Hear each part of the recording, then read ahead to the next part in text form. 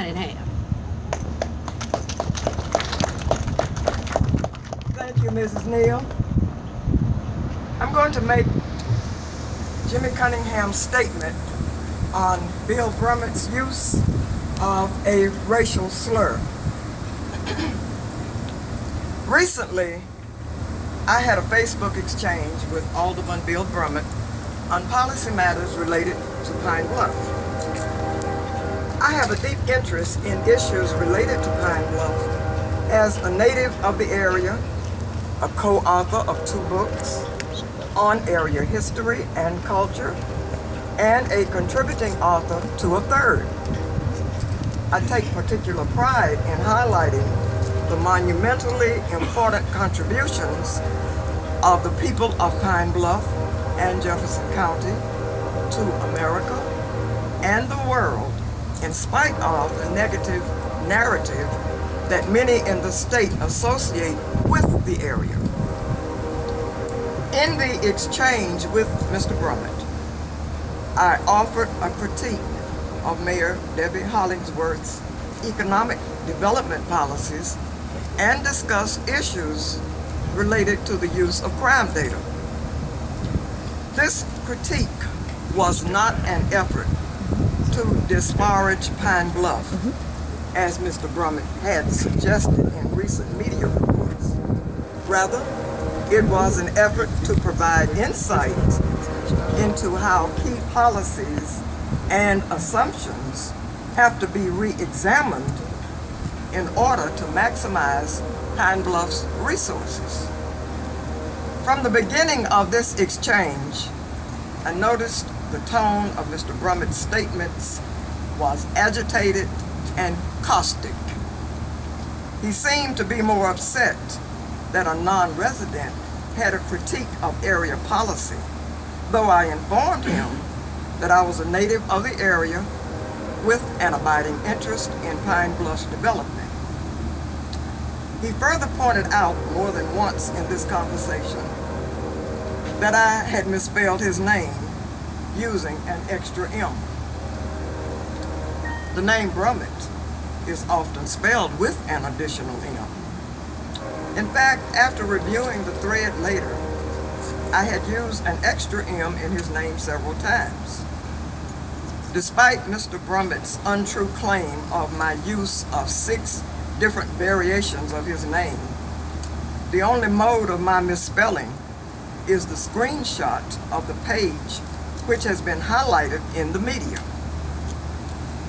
In the worst case scenario, I can be accused of adding an M to Mr. Brummett's name. In the worst case scenario, I can be accused, or Mr. Brummett can be accused of using a racist and incendiary slur.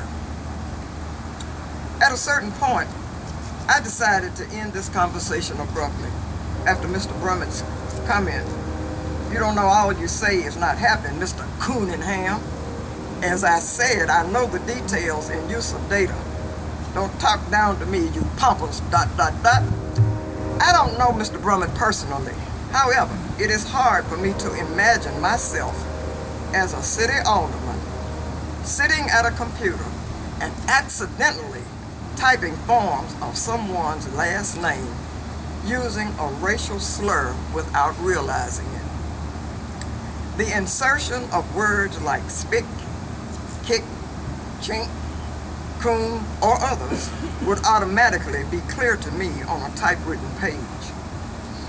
In an online exchange, it would make no difference as to whether I knew the race of anyone I was communicating with.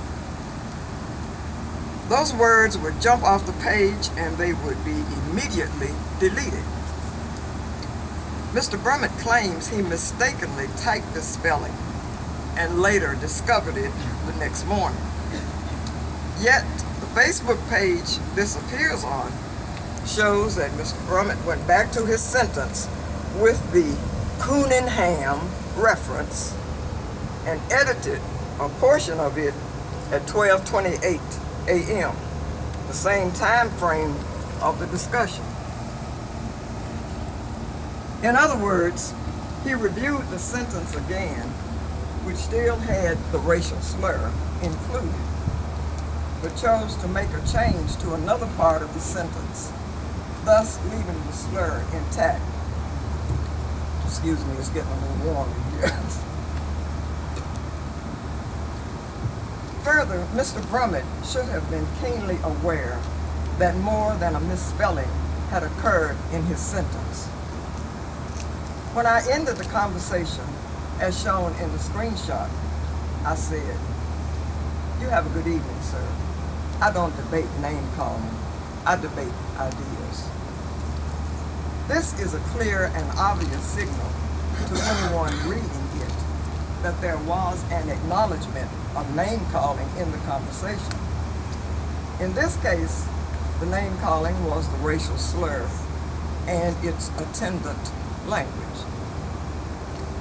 Even more problematic for me is that racial slurs historically attempt to highlight a racial hierarchy of inferiority and superiority. These slurs are often couched by accompanying language, which further emphasizes this power dynamic. In this case, when Mr. Brummett used the term coon in my name, he also used it in a set of statements, admonishing me, "Don't talk down to me, you pompous ... In my mind, this is quite reminiscent of Jim Crow era discussions in which blacks who challenged Southern whites on various matters were angrily asked if they were sassing them and warned about being uppity. These kinds of exchanges were often accompanied with a racial slur, which was designed to remind those considered out of line, "Return to your place." When it was brought to Mr. Brummett's attention by Mr. Jack Foster that others had read his distortion of my name, inserting this racial slur coon, Mr. Brummett contacted me through Facebook to explain this. Over the course of several days, Mr. Brummett's explanations evolved, detailing 2 contradictory spellings he was allegedly trying to use in distorting my name, but maintaining that he did not mean to use a racial slur. Mr. Brummett eventually offered a formal apology and asked me to consider it.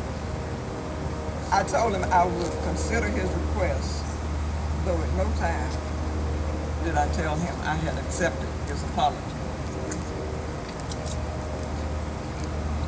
When people seek forgiveness for a lapse in judgment, as Mr. Brummett has characterized his actions, that forgiveness comes with the offending party showing contrition and humility.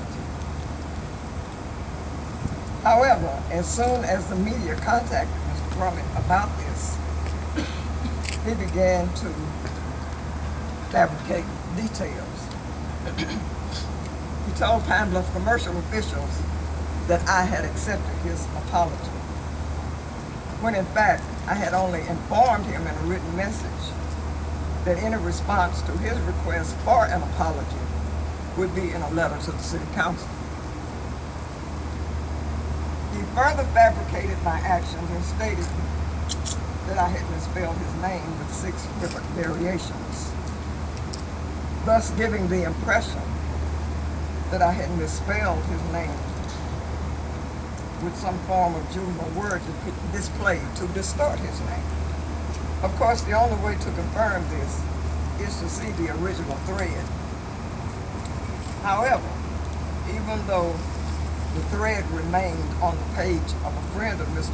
Brummett's for 8 days, following his Cunningham remark, the day before the media coverage, the thread was removed from public view. Hence, the only fragment left is the screenshot I took of the page in which Mr. Brummett made his unfortunate reference. Let me state publicly and unequivocally, I do not accept Mr. Brummett's apology. Instead of contrition and humility, Mr. Brummett has engaged in crass gamemanship and public damage control. As an elected official, citizens of Pine Bluff should seek more from their leadership. While I'm not a citizen of Pine Bluff and do not, therefore, see it as my place to recommend actions to be taken in dealing with Mr. Brummett by voters, I do strongly and unwaveringly support efforts by people and organizations anywhere which seek to create racial healing by exposing and dismissing those who would be barriers to such. I applaud the Pine Bluff branch of the NAACP and other concerned citizens for taking on this issue with such passion and commitment. Thank you for your attendance and your support. Jimmy Cunningham, Jr.